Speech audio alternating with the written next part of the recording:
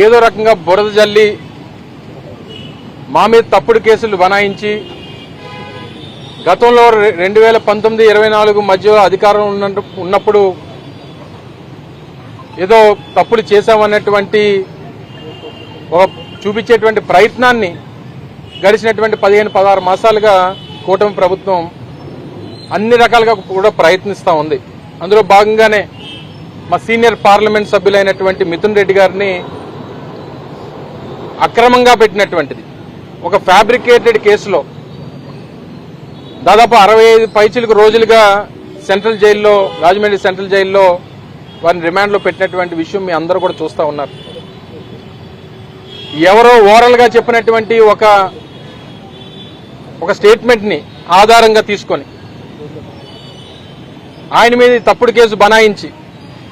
అక్రమంగా ఆయన్ని రిమాండ్లోకి తీసుకొని ఈ రోజుకి ఒక్క ఎవిడెన్స్ కూడా బిల్డప్ చేయకుండా ₹1 ఏదైనా అక్రమం జరిగిందా అనేటువంటిది కనీసం బిల్డప్ చేయకుండా ప్రూవ్ చేయలేక కేవలం కక్షపూరితంగా పెద్దిరెడ్డి రామచంద్రారెడ్డి గారి కుటుంబాన్ని ఏదో రకంగా ఇబ్బంది పెట్టాలన్నటువంటి ఉద్దేశంతో చేస్తున్నటువంటి కార్యక్రమంగా కనబడతా ఉంది.